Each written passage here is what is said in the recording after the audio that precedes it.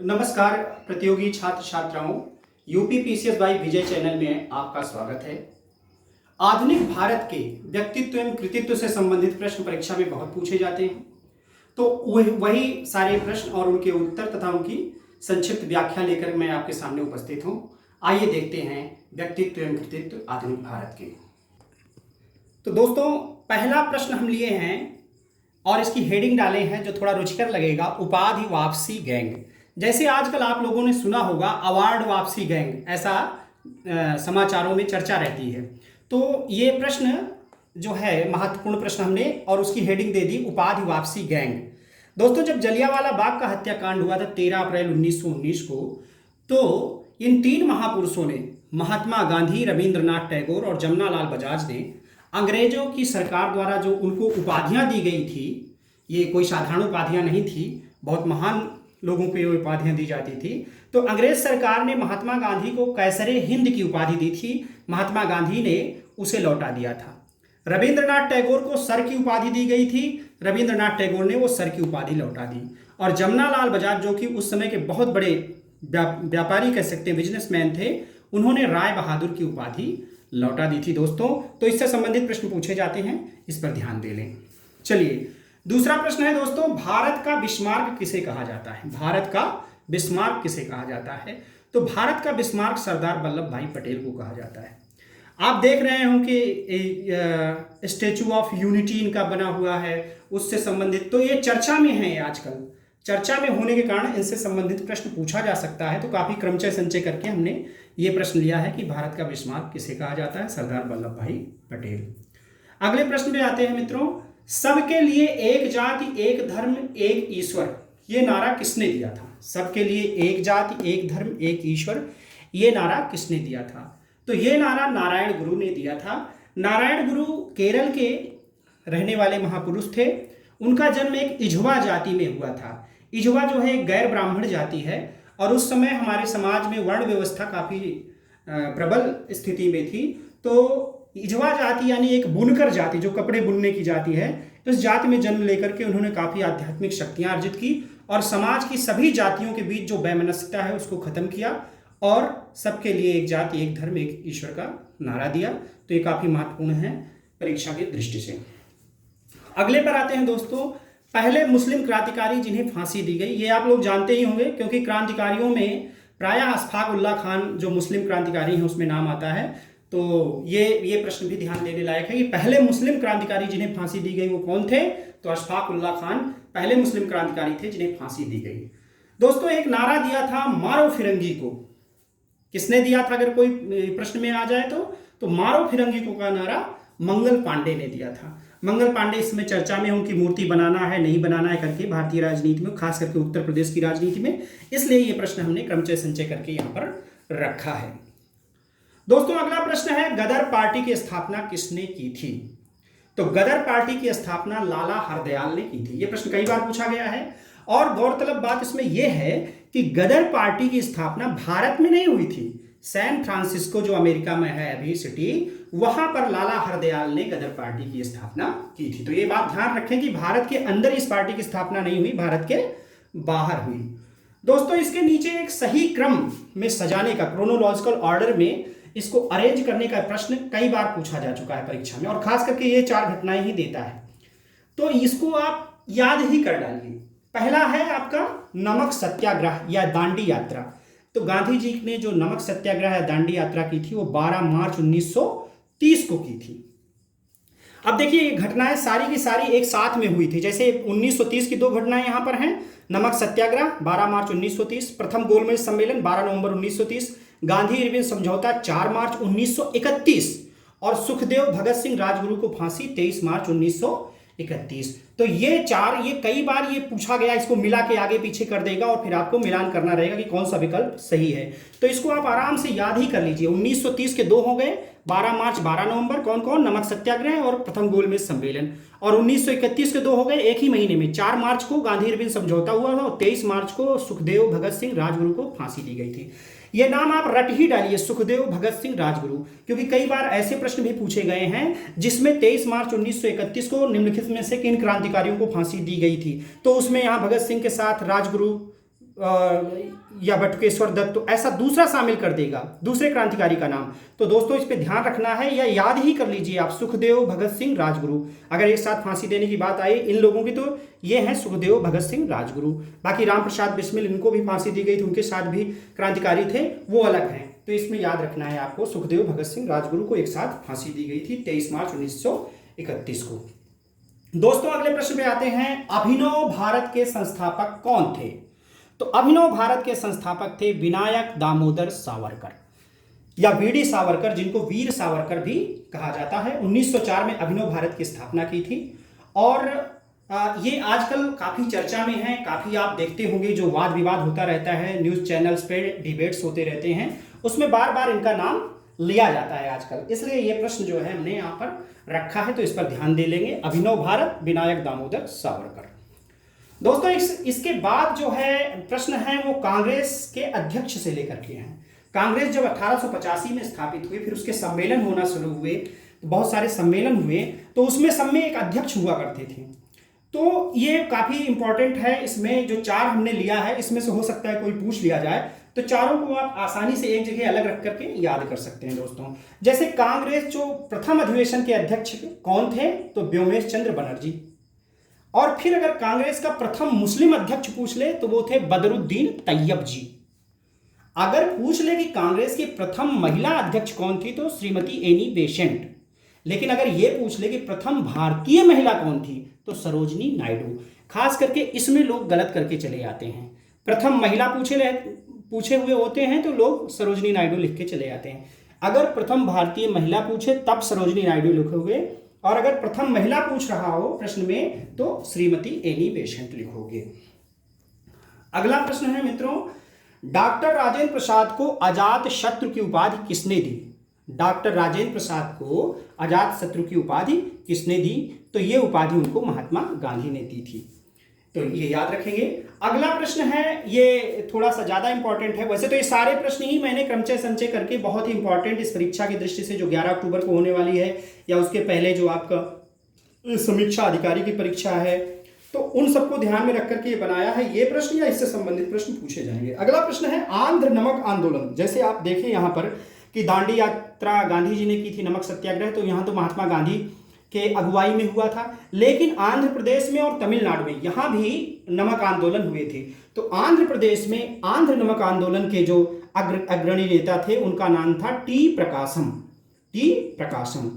और तमिल नमक आंदोलन के जो प्रणेता थे या अग्रणी नेता थे वो थे चक्रवर्ती राजगोपालाचारी या सी राजगोपालाचारी। तो ये याद रख लेंगे क्योंकि इस पर लोग ध्यान नहीं देते, और मिला भी सकते हैं टी प्रकाशम। तो टी प्रकाशम को आप जान लीजिए, टी फॉर तेलुगु होता है, तो तेलुगु, और तेलुगु कहाँ बोली जाती है? आंध्र में, तो आराम से याद रखेंगे टी प्रकाशम। ये आंध्र नमक आंदोलन के हैं। और तमिल नमक आंदोलन के अग्रणी नेता थे चक्रवर्ती राजगोपालाचारी। तो शी फॉर चेन्नई, और चेन्नई क्या है? तमिलनाडु की राजधानी है। तो आराम से इस तरह से जोड़ गांठ करके आप याद कर सकते हैं। दोस्तों अगला प्रश्न है, व्यक्तित्व एवं कृतित्व में स्वामी रामकृष्ण परमहंस के गुरु कौन थे? तो स्वामी रामकृष्ण परमहंस के गुरु तोतापुरी थे। क्योंकि हम प्रायः स्वामी रामकृष्ण परमहंस के बारे में पढ़ लेते हैं, उनके महान शिष्य स्वामी विवेकानंद के बारे में पढ़ लेते हैं, लेकिन रामकृष्ण परमहंस के गुरु को नजरअंदाज कर देते हैं। तो यह प्रश्न पूछा जा चुका है परीक्षा में, इसलिए मैंने यहाँ पर इसका उल्लेख किया है। इसको थोड़ा ध्यान दे लेंगे और याद भी हो जाएगा, तोतापुरी याद कर सकते हैं आराम से। अगला प्रश्न है कि मैं समाजवादी हूं, यह पुस्तक किसने लिखी थी? तो दोस्तों आप इसको याद कर लें क्योंकि आजकल समाजवाद पे बहुत चर्चा चलती है। हमारे देश में समाजवादी पार्टी उत्तर प्रदेश में है, समाजवादी पार्टी भी है, उसके नाम में भी समाजवादी शब्द आता है। इसके अलावा आप देखेंगे कि समाजवादी पार्टी जो राम मनोहर लोहिया की देन है ये पार्टी, तो वो समाजवाद से काफ़ी प्रभावित थे।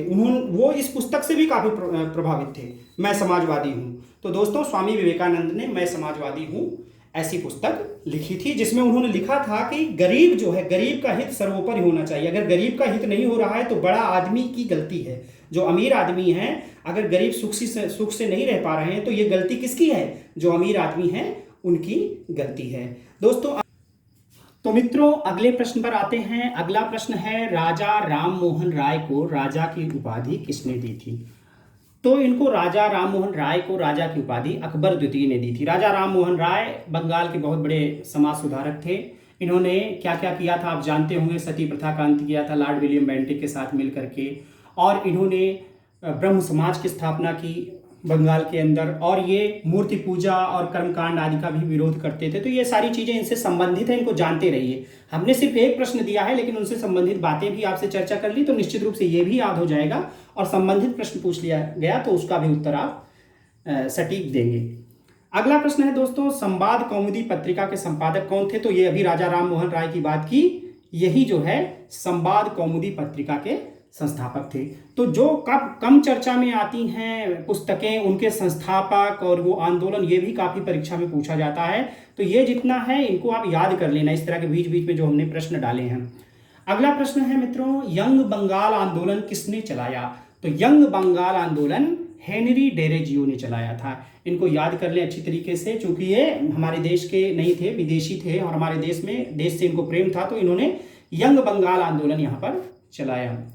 अगला प्रश्न है दोस्तों, देवेंद्र नाथ टैगोर से संबंधित। तो हमने ये व्यक्तित्व यहाँ पे लिया और इनके कृतित्व को यहाँ पर लिख दिया। जैसे देवेंद्र नाथ टैगोर हैं, इन्होंने तत्वबोधिनी सभा की स्थापना की थी। 1939 में इन्होंने बनाया था इसको, और 1839 में बनाया था, और 20 साल बाद 1839 में बनाया था, और 20 साल बाद ये ब्रह्म समाज में इसका विलय हो गया था। तो इसको याद रखना, कभी कभी पूछ लेता है। तो तत्वबोधिनी सभा है, ये कब बनी थी? 1839 में, और 1859 में ये ब्रह्म समाज में विलय हो गई थी। और इससे संबंधित बात है कि धार्मिक विचारों का चिंतन एवं उपनिषदों का प्रचार करना देवेंद्र नाथ टैगोर की तत्वबोधिनी सभा का उद्देश्य था, क्योंकि उस समय लोगों की वैचारिक क्रांति का प्रयास किया गया बहुत ज़्यादा। हमारे जो आधुनिक भारत में जब हमारा देश गुलाम था, उस समय बहुत बहुत बड़े बुद्धिमान लोग आए और उन्होंने वैचारिक क्रांति लाने का प्रयास किया।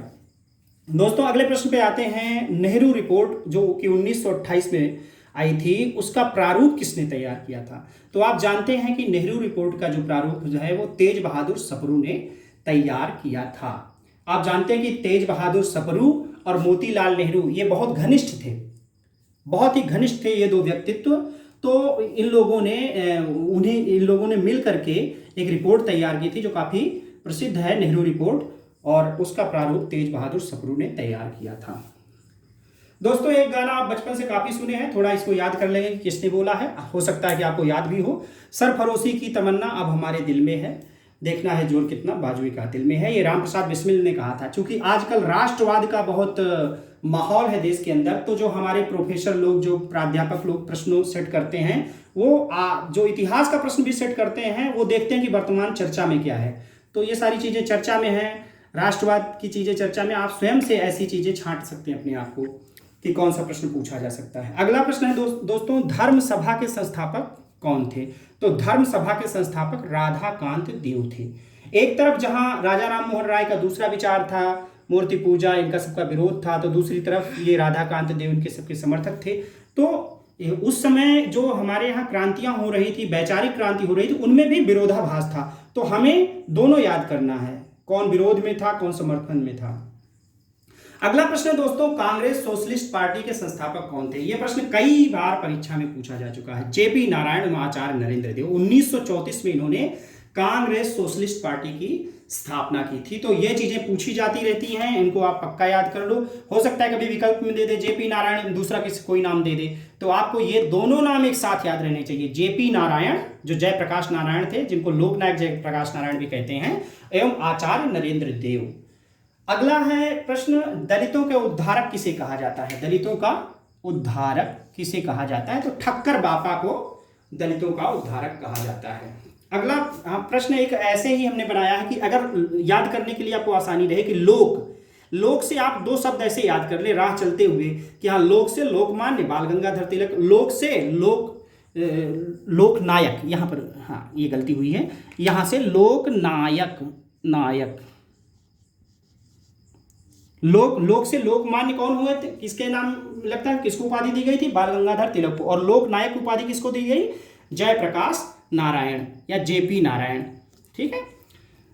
अगला इसी तरह उपाधियों से संबंधित है, जो कि कई बार परीक्षा में पूछते रहते हैं बीच बीच में। दीनबंधु, तो दीनबंधु की उपाधि CF एंड्रूज को दी गई थी। और देश बंधु, देखो दो, इसमें भी बंधु है, इसमें भी बंधु है, तो दीन बंधु CF एंड्रूज और देश बंधु CR दास, चक्रवर्ती चित्तरंजन दास जो थे, तो इनको अलग से याद कर लेना। देखो बंधु में दो हैं, आप अलग अलग याद करने में आसानी होगी। बंधु में दो हैं, दीन बंधु CF एंड्रूज, देश बंधु CR दास, और यहां पे देश है, यहां भी देश है। देश प्रिय की उपाधि किसको दी गई थी? जतीन्द्र मोहन सेनगुप्ता।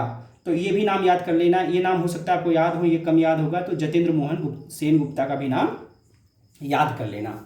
और दोस्तों अगला प्रश्न है, आत्मसम्मान आंदोलन किसने चलाया?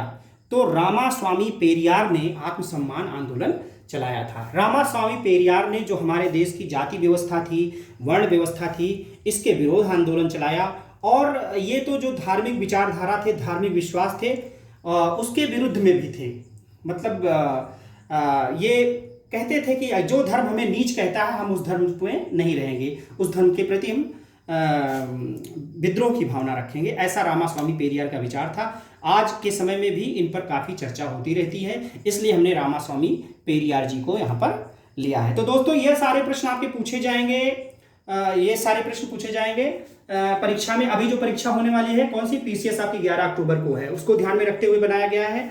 इसके अलावा अभी और परीक्षा होगी आपकी कौन सी, RO जो समीक्षा अधिकारी की है। उसके अलावा उसके बाद में सब इंस्पेक्टर उत्तर प्रदेश की भी परीक्षा होगी। तो इन सारी परीक्षाओं के लिए प्रश्न और उनके उत्तर उपयोगी हैं दोस्तों। बस केवल प्रश्नों का स्तर डाइल्यूट और कंसंट्रेट किया जाता रहता है। जैसे आपने पढ़ा होगा कि डाइल्यूट और जो अम्ल होता है वो एक डाइल्यूट होता है, कंसंट्रेटेड होता है, H2SO4 में आपने पढ़ा होगा। तो प्रश्नों का जो है तनु बना देना या सांद्र बना देना, बस यही अंतर करते रहते हैं। प्रश्न जो है इन्हीं से घूम फिरा करके मिलाकर बनाते हैं। तो दोस्तों ये वीडियो आप सबके लिए है, आप अच्छे से परीक्षा की तैयारी करिए। और जो लोग अभी सब्सक्राइब नहीं किए हैं वो सब्सक्राइब करें चैनल को। शेयर इसलिए करें क्योंकि गांव के गरीबों, मतलब काफी लोग अभी गांव में हैं जो अन्य किसी कोचिंग या इन सब चीजों से नहीं जुड़े हुए हैं। कम से कम वो कान में सुन लेंगे, लिख लेंगे, तो उनकी तैयारी में सहयोग बनेगा। इसके अलावा जो हमारी बहनें हैं, जो छात्राएं हैं, उनके लिए भी ये उपयोगी साबित होगा। तो ये वीडियो अधिक से अधिक अपने लोगों में, रिश्तेदारों में शेयर करें जो परीक्षा की तैयारी कर रहे हैं, ताकि उनका हित हो सके। तो इसी के साथ इस वीडियो को समाप्त करते हैं। धन्यवाद।